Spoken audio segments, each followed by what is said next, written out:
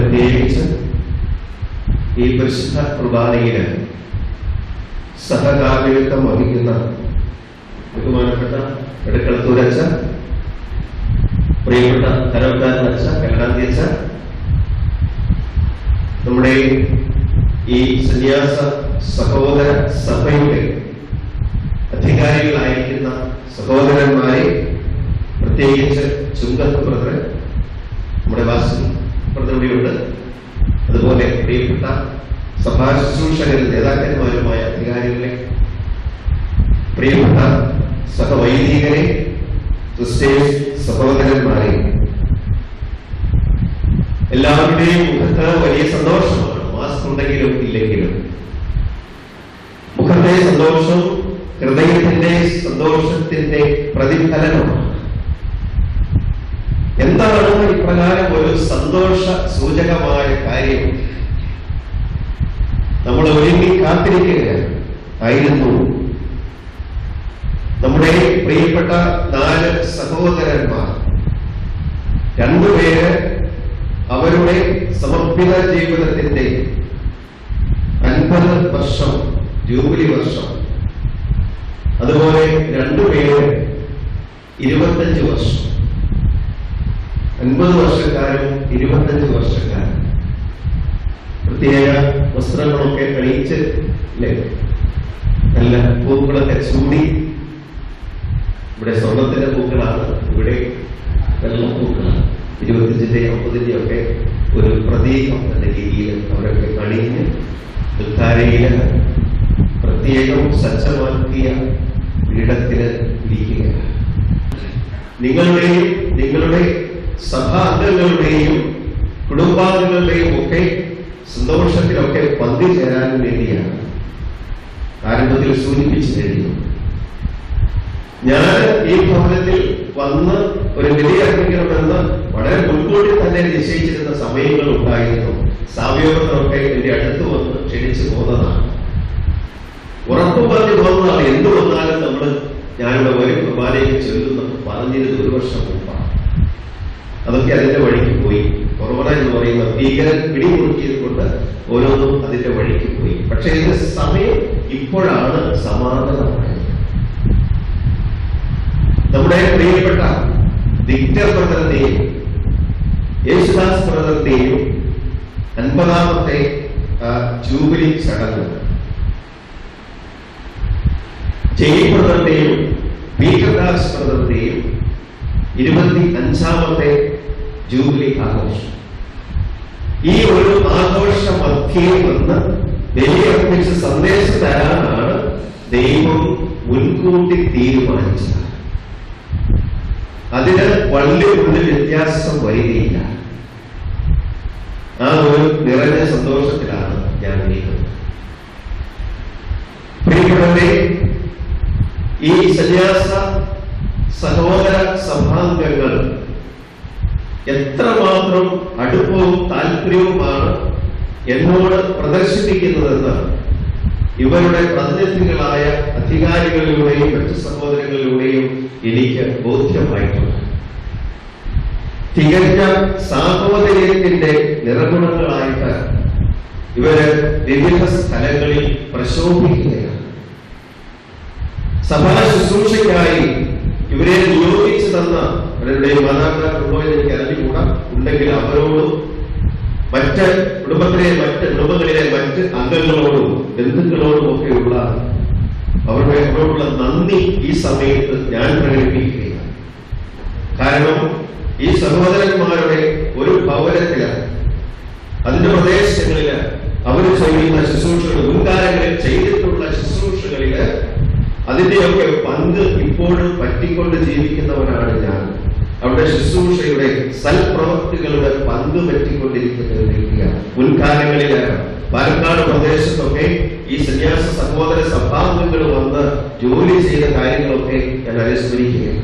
പലരും എന്നോട് പറഞ്ഞു, വടക്കഞ്ചേരി പ്രദേശങ്ങളിലൊക്കെ MMP പ്രദേശത്ത് നടന്നിരുന്ന കാര്യങ്ങൾ, അവർ ചെയ്തിരുന്ന പ്രവർത്തനങ്ങളെ കുറിച്ചൊക്കെ ഇന്നും പലരും എന്നോട് പറഞ്ഞു. വടക്കഞ്ചേരി അടുത്തുള്ള രാജഗിരി പള്ളിയില് ഒരു അപ്പച്ചന്റെ മൃതസംസ്കാരത്തിന്റെ ഓഫീസ് ചെല്ലിയിട്ടാണ് ഞാൻ വരുന്നത്. അവിടേക്ക് വന്നപ്പോൾ ഞാൻ ഇങ്ങോട്ടാണ് പോരുന്നതെന്ന് പറഞ്ഞപ്പോ ആ ഇടവകയിൽപ്പെട്ട പലരും നമ്മുടെ സഹോദരങ്ങളുടെ മുൻകാല പ്രവർത്തനങ്ങളെ അനുസ്മരിക്കുകയും അവരോട് നന്ദി കടപ്പാടുമൊക്കെ അറിയിച്ചു. ഇന്ന് രാവിലത്തെ കാര്യമാണ് ഞാൻ പറയുന്നത്. അപ്പോൾ പച്ചപിടിച്ച ഓർമ്മകള്, ജീവിക്കുന്ന ഓർമ്മകള് എല്ലാവരുടെയും മനസ്സുകളിലുണ്ട് ഈ സഹോദരന്മാരുടെ പ്രവർത്തനങ്ങളെ കുറിച്ച്. ഈശോയുടെ സ്നേഹത്തോടെ നമ്മൾ ഈ സഹോദരന്മാരെ പ്രതി സന്തോഷിക്കുകയും ദൈവത്തിന് നന്ദി പറയുകയും ചെയ്യുമ്പോൾ ദൈവം എന്താണ് ഇന്ന് ഇവരിലൂടെയും മറ്റുള്ള സഹോദരങ്ങളിലൂടെയും ഒക്കെ നമ്മളോട് പറയുന്ന സന്ദേശം? ഈ ജൂബിലി ആഘോഷ കുർബാനയ്ക്കിടയിൽ വായിച്ച വിശുദ്ധ ഗ്രന്ഥ ഭാഗങ്ങൾ നാം കേട്ടു, നമ്മുടെ ശ്രദ്ധയിൽ കൊണ്ടുവന്നു. പ്രിയപ്പെട്ടവരെ, ജൂബിലി ആഘോഷങ്ങളോട് ചേർന്ന ഒരു ദൈവിക ക്രമത്തിന്റെ പുനഃസ്ഥാപനമാണ് ദൈവം ആഗ്രഹിക്കുന്നത്. തകിടം മറിഞ്ഞു പോയ ദൈവിക ക്രമത്തിന്റെ പുനഃസ്ഥാപനം. ദൈവം പല കാര്യങ്ങളും സൃഷ്ടികളായ മനുഷ്യരെ കൊണ്ട് ഉദ്ദേശിക്കുന്നുണ്ട്. പല കാര്യങ്ങളെന്ന് പറയുമ്പോൾ സമൂഹത്തിലെ നന്മയാണ്, സമൂഹത്തോടുള്ള പ്രതിബദ്ധതയാണ്, സഹജീവികളോടുള്ള സ്നേഹമാണ്. അപ്പോ സഹജീവികളോടുള്ള സ്നേഹവും അനുകമ്പയും ഒക്കെ വറ്റി വരണ്ടിട്ട് ഒരു പ്രത്യേക പരിതോവസ്ഥയിൽ ജീവിക്കുമ്പോൾ ദൈവം ഉദ്ദേശിച്ച ക്രമത്തിൽ നിന്ന് വ്യതിചരിച്ചു കഴിയുമ്പോൾ ആ ക്രമത്തിലേക്ക് മടങ്ങി വരാൻ, പുനഃസ്ഥാപിക്കപ്പെടാൻ ദൈവം നിശ്ചയിച്ചു തന്നിരിക്കുന്ന, കൽപ്പിച്ചു തന്നിരിക്കുന്ന സമയപരിധികളാണ് ജൂബിലി ആഘോഷവേള.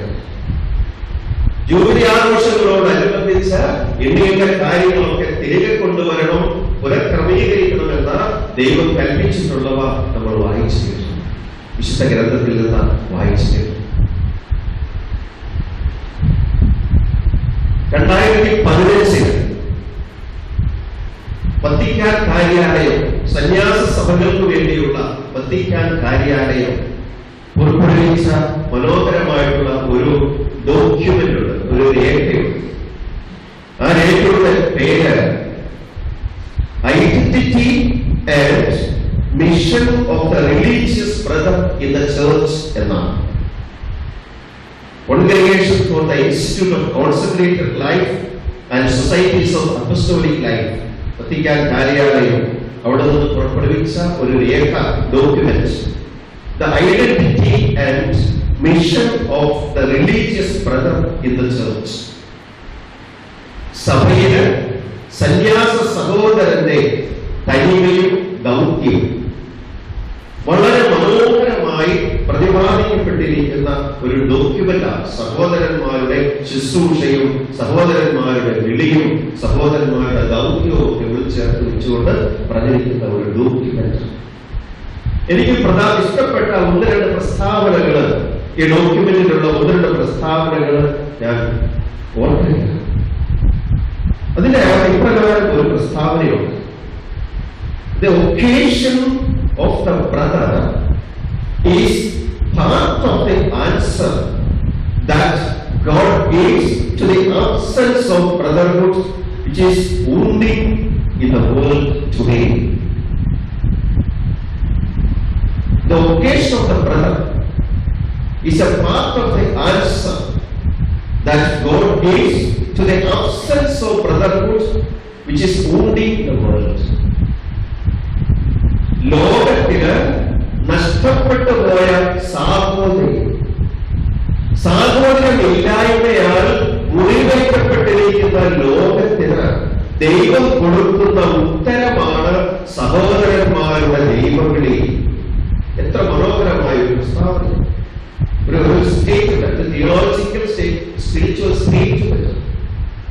സാഹോദര്യം നഷ്ടപ്പെട്ടത് മൂലം മുറിവേറ്റിരിക്കുന്ന ലോകത്തിന്, സാഹോദര്യത്തിന്റെ അഭാവം മൂലം, ആബ്സെൻസ് ഓഫ് ബ്രദർഹുഡ്, സാഹോദര്യത്തിന്റെ അഭാവം മൂലം മുറിവേറ്റപ്പെട്ടിരിക്കുന്ന ലോകത്തിന് ദൈവം കൊടുക്കുന്ന ഉത്തരമാണ് സഹോദരന്മാരുടെ ദൈവവിളി. എന്നിട്ട് പറയുകയാണ്, brotherhood is a responsibility, an obligation. സാഹോദര്യം ഒരു ഉത്തരവാദിത്വമാണ്. Brotherhood is an obligation. Obligatory brotherhood. അതുപോലെ തന്നെ മിനിസ്റ്റീരിയൽ ഫ്രറ്റേണിറ്റി എന്ന് പറയുന്ന പ്രയോഗം, ശുശ്രൂഷാവഹമായ സാഹോദര്യം, ശുശ്രൂഷാവഹമായ സാഹോദര്യം, മിനിസ്റ്റീരിയൽ ഫ്രറ്റേണിറ്റി. സഹോദരന്മാരുടെ ദൈവവിളിയുടെ ഹാർട്ട്, ഹൃദയമായിട്ട് പറയുന്നത് the heart of the occasion of the brother is എന്താണ്? ഫ്രറ്റേണിറ്റി. സഹോദരന്മാരുടെ ദൈവവിളിയുടെ ഹൃദയം, ഹാർട്ട് എന്ന് പറയുന്നത് സാഹോദര്യമാണ്, ഫ്രറ്റേണിറ്റി. പ്രിയപ്പെട്ടവരെ, സന്യാസ സാഹോദര്യത്തിലേക്കുള്ള ദൈവവിളി സാധ്യമായ വിധത്തിലെല്ലാം പരിപോഷിപ്പിക്കണമെന്നും വത്തിക്കാൻ കാര്യാലയത്തിൽ നിന്നുള്ള ഈ ഡോക്യുമെന്റ് മനസ്സിലാക്കി തരുന്നുണ്ട്. നമ്മൾ വായിച്ചിട്ടുണ്ടാകാം, ചിന്തിച്ചിട്ടുണ്ടാകാം. സാഹോദര്യമാണ് ഏറ്റവും പ്രധാനപ്പെട്ട തനിമ, സഹോദരന്മാരുടെ തനിമ. കാരണം സാഹോദര്യമാണ് മിഷനെ ജനിപ്പിക്കുന്നത്. സാഹോദര്യ ചിന്തയാണ് ദൗത്യബോധം ജനിപ്പിക്കുന്നത്. അതുകൊണ്ട് ഇപ്രകാരം പറയുന്നു, cultivation of brotherhood creates a greater sense of mission. Cultivation of brotherhood creates a greater sense of mission. ദൗത്യബോധം സൃഷ്ടിക്കുന്നത് സാഹോദര്യമാണ്. ഈ സാഹോദര്യമില്ലായ്മ, സാഹോദര്യം നഷ്ടപ്പെട്ടതിന്റെ പൂർവ്വ ചരിത്രമുണ്ടല്ലോ, കായലിന്റെയും ആബേലിന്റെയും ചരിത്രം. ദൈവം കായലോട് ചോദിച്ചു, നിന്റെ സഹോദരൻ ആബേൽ എവിടെ? അവൻ പറഞ്ഞു, എനിക്കറിഞ്ഞുകൂടാ, എനിക്കറിഞ്ഞുകൂടാ, സഹോദരൻ എവിടെയാണെന്ന് എനിക്കറിഞ്ഞുകൂടാ. സാഹോദര്യത്തിന്റെ ഊഷ്മള ചിന്തകൾ വറ്റി വരേണ്ടവന്റെ ഹൃദയത്തിൽ നിന്ന് വരുന്ന പ്രതികരണം, എനിക്കറിഞ്ഞുകൂടാ, സഹോദരൻ എവിടെയാണെന്ന് എനിക്കറിഞ്ഞുകൂടാ. ഞാൻ അവന്റെ ആരാണ്? ഞാൻ അവന്റെ കാവൽക്കാരനാണോ? ദൈവം ചോദിച്ചു, നിന്റെ സഹോദരനോട് നിനക്ക് പ്രതിബദ്ധതയുണ്ട്, അറിഞ്ഞിരിക്കണം, സഹോദരൻ എവിടെയാണെന്ന് നീ അറിയണം. നീ അവരുടെ ഘാതകരായിട്ട് മാറിയിരിക്കുക, ഈ സമയത്ത് ഘാതകരായിട്ട് മാറിയിരിക്കുക. എന്നിട്ട് നീ കള്ളം പറയുക, നിന്റെ സഹോദരൻ എവിടെയാണ് അറിഞ്ഞുകൂടാ. നീ അറിയണം, നീ നിന്റെ സഹോദരന്റെ കാവൽക്കാരൻ. പ്രിയപ്പെട്ടവരെ, മക്കൾ സാഹോദര്യത്തിൽ വളരണമെന്ന് ആഗ്രഹിക്കുന്ന ദൈവത്തിന്റെ മനസ്സിന്റെ തുറവിയാണത് നിന്റെ സഹോദരൻ എവിടെയെന്നുള്ള ചോദ്യം. മക്കൾ സാഹോദര്യത്തിൽ വളരണമെന്ന് ആഗ്രഹിക്കുന്ന ദൈവപിതാവിന്റെ മനസ്സ്. ഈ സാഹോദര്യത്തിന്റെ വ്യത്യസ്തമായ പ്രകടനങ്ങളാണ് പ്രിയപ്പെട്ട ഈ സന്യാസ സഹോദരന്മാര് വിവിധ ശുശ്രൂഷകളായി വിവിധ മേഖലകളിൽ ചെയ്തുകൊണ്ടിരിക്കുന്നതെന്ന് ഞാൻ പറയാതെ തന്നെ നമുക്കറിയാം. അവരുടെ ദൈവവിളിയുടെ ദൗത്യങ്ങൾ എന്തൊക്കെയാണെന്ന് അവരെ നന്നായി പഠിപ്പിച്ചു. അതനുസരിച്ചാണ് ഊണിലും ഉറക്കത്തിലും ശരീരത്തിന്റെ ആരോഗ്യമൊക്കെ നഷ്ടപ്പെടുത്തിക്കൊണ്ട് അവർ ഊടി നടന്ന് പ്രവർത്തിക്കുന്നത്. മക്കളോടുള്ള, സമൂഹത്തിലെ ഒറ്റപ്പെട്ടവരോടും വേദനിക്കുന്നവരോടും ഒക്കെയുള്ള അവരുടെ സെൻസിറ്റിവിറ്റി, ഡോക്യുമെന്റ് പറയുന്നത് പോലെ sensitivity to the oppressed, sensitivity to the marginalised, sensitivity to the uncared. ഇങ്ങനെ നിരവധി ആളുകളോടുള്ള ആ ഒരു സെൻസിറ്റിവിറ്റി, ആ സെൻസിറ്റിവിറ്റി ഡോക്യുമെന്റിൽ പറയുന്ന, വത്തിക്കാൻ ഡോക്യുമെന്റിൽ പറയുന്ന സെൻസിറ്റിവിറ്റി ഹൃദയത്തിൽ ഏറ്റെടുത്ത് ജീവിക്കുന്നവരാണ് ഈ സന്യാസ സഹോദരന്മാരെന്ന് എനിക്ക് നല്ല ബോധ്യമാണ്. അറിയാൻ ഞങ്ങള് ഇങ്ങോട്ട് പോയത് വഴിക്ക് പറയുകയായിരുന്നു, ഇവിടെ നല്ല ഒരു ആർട്ട് സ്റ്റുഡിയോ ഉണ്ട്.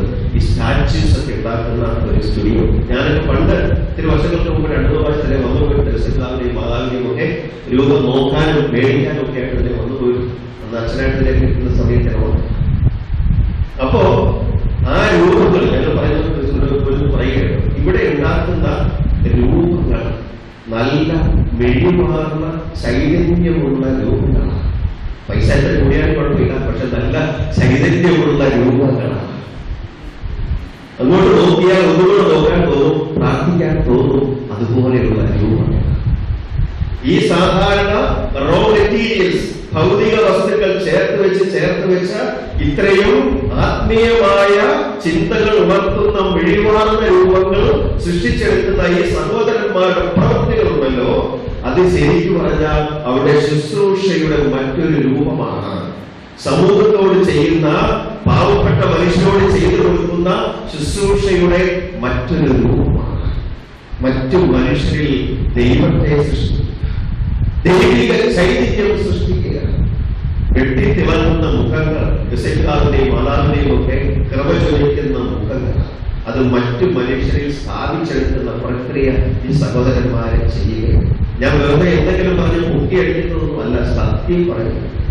ചില കാര്യങ്ങൾ അനുഭവത്തിന്റെ വെളിച്ചത്തിൽ സത്യം പറയുക. എനിക്ക് ഈ സഹോദര സഭയിൽപ്പെട്ട അധികം പേരെ ഒന്നും പരിചയമില്ല. കുറച്ചുപേരെ മാത്രമേ പരിചയമുള്ളൂ, ചിലരെ അടുത്ത് പരിചയമുണ്ട്.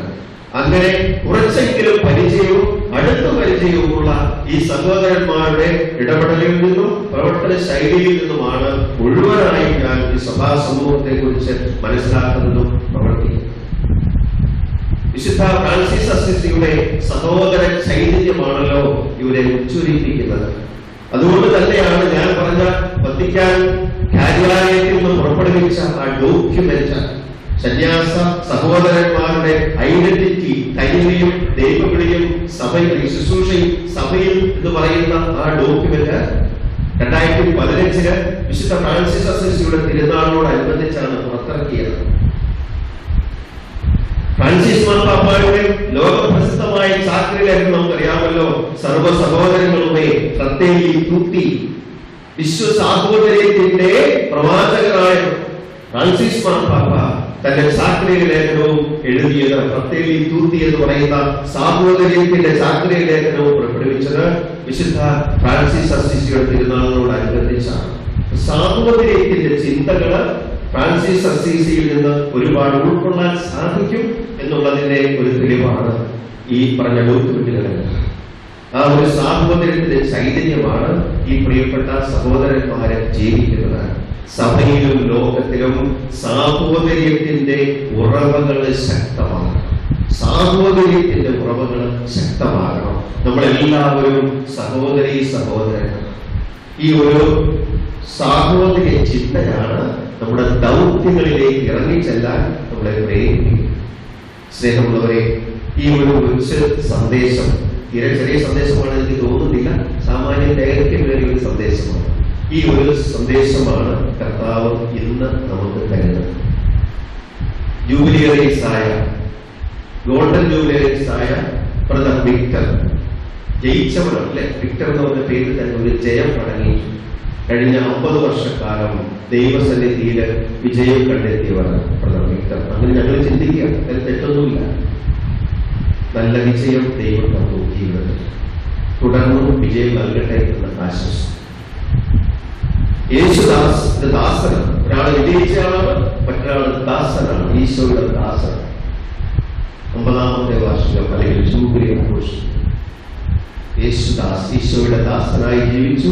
ഇനിയും ശക്തനായ ദാസനായി തുടരട്ടെ എന്ന് ആശംസിച്ചു. 50 വർഷം. ഇവിടെ 2 പേര് ഇരിപ്പുണ്ടല്ലോ നമുക്കറിയാം. പീറ്റർ ദാസ് ബ്രദറും നമ്മുടെ ചെയ്യപ്പെടുന്നത്. പീറ്റർ ദാസ് എന്ന് പറയുമ്പോൾ അതൊരു ദാസനാണ് അല്ലെ, ഒരു ദാസനാണ്. പത്രോസിയുടെ ദാസനാണെങ്കിലും അൾട്ടിമേറ്റ് ആയിട്ട് ആത്യന്തികമായിട്ട് ഈശോയുടെ ദാസൻ തന്നെയാണ്. സഹോദരന്മാരുടെ ദാസന്മാരുടെ ദാസൻ എന്ന് പറയുന്നത് പോലെ അങ്ങനെയുള്ള ഒരു ദാസനാണ്. എനിക്കറിയാം പീറ്റർ ബ്രദറിനെ ഞാൻ നന്നായിട്ട് പരിചയപ്പെട്ടിട്ടുണ്ട്. പരിചയക്കാരുള്ള അവരുടെ ആശ്രമത്തിൽ പോയി ആദ്യം സ്വീകരിച്ചിട്ടുണ്ട്, പിള്ളേരെ കണ്ടിട്ടുണ്ട്. വളരെ മനോഹരമായിട്ട് കാര്യങ്ങൾ കൈകാര്യം ചെയ്യുന്ന പീറ്റർ ദാസ് ബ്രദർ തന്നെ. ജെയിൻ ബ്രദർ, അതിന്റെ അകത്തൊരു ജയം അടങ്ങിയിട്ടുണ്ട് അല്ലെ. ജയം ജയം ജയം നമ്മൾ ചിന്തിക്കും. 2 പേര് ജയിച്ചവരും 2 പേര് ദാസന്മാരുമായിട്ട് ഇരിക്കുകയാണ്. ജൂബിലിയറീസ് 2 പേര് ജയിച്ചവരാണ്, 2 പേര് ദാസൻ. നല്ല കാര്യം. ദൈവം പ്രിയപ്പെട്ട, ഞാൻ ജൂബിലി ആഘോഷങ്ങളെ കുറിച്ചൊക്കെ സംസാരിക്കാൻ പോകുന്ന വേളകളിൽ പറയുന്ന ഒരു കൊച്ചു കഥയും കൂടിയുണ്ട്. കഥയല്ല, ഒരു ഭാവന ചിത്രം. അതുകൂടെ പറഞ്ഞിട്ട് അവസാനിപ്പിക്കുകയാണ്. അതെന്താണെന്ന് ചോദിച്ചാൽ, ഒരു കള്ളന്റെയും പോലീസിന്റെയും കഥയാണ്. ഒരു കള്ളനെ പോലീസുകാരെ പൊക്കി. ഒരു കുറെ നേരം പണിയെടുത്തിട്ടാണ് ഈ കള്ളനെ പിടിച്ചുകൊണ്ട് വന്നത്. കള്ളനെ പിടിക്കാൻ പോയ ആ ഒരു സാഹചര്യം, അവരൊരു പ്രത്യേക മുറിയിൽ കയറി ഒളിച്ചിരിക്കുക.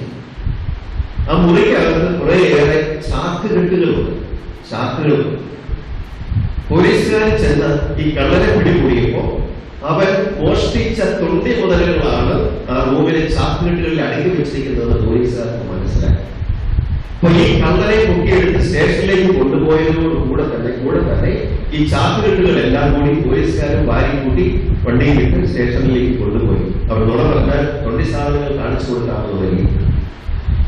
പോലീസ് സ്റ്റേഷനിൽ ചെന്നപ്പോൾ പോലീസുകാരൻ അവരെ ഒരു കസേരയിൽ ഇരുത്തി, എന്നിട്ട് അവന്റെ മുമ്പിൽ വെച്ച് ഈ ചാക്കുകെട്ടുകൾ ഓരോന്നോരോന്നായിട്ട് അഴിച്ചു. ഒരു 5-8 ചാക്കുകളുണ്ട്. എല്ലാത്തിനും ഓരോന്നോരോന്ന് അഴിച്ചയച്ചു വന്നപ്പോ പോലീസുകാർക്ക് ഭയങ്കര അത്ഭുതം, ജിജ്ഞാസ. ഓരോ ചാക്ക് അഴിക്കുന്തോറും അതിന്റെ അകത്ത് മുഴുവനും വെള്ളി സാധനങ്ങളാണ്. വെള്ളി അല്ലാതെ ഒരു സാധനവും ഒരു ചാക്കിലുമില്ല. 8 ചാക്കുകളും ഉണ്ടായിരുന്നു, ചെറുതും വലുതുമായ ചാക്കുകൾ എല്ലാം വെള്ളിയുടെ സാധനങ്ങൾ.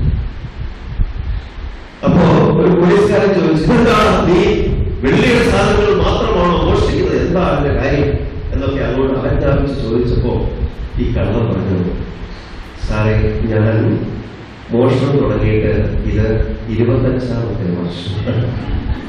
അതുകൊണ്ട് 25 വർഷമായി എനിക്ക് ഒരു സിൽവർ ജൂബിലി, എന്റെ മോഷണത്തിന്റെ സിൽവർ ജൂബിലി അത് ആഘോഷിക്കാൻ വേണ്ടിയിട്ട് ഞാൻ വെള്ളി സാധനങ്ങൾ മാത്രമാണ് ഈ അടുത്ത കാലത്ത് മോഷ്ടിച്ചുകൊണ്ടിരുന്നത്.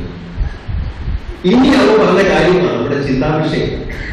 അവ പറഞ്ഞു, ഇത്ര കാലം, ഇക്കാലം അത്രയും ഞാൻ വില കുറഞ്ഞ വസ്തുക്കൾ മോഷ്ടിച്ച് നടക്കുകയായിരുന്നു. കണ്ട പാട്ടയുടെ കഷ്ണങ്ങളും വയറുകളുടെ മുറികളും എന്ന് വേണ്ട, ഇങ്ങനെയുള്ള വില കുറഞ്ഞ സാധനങ്ങൾ മോഷ്ടിച്ച് നടക്കുകയാണ്.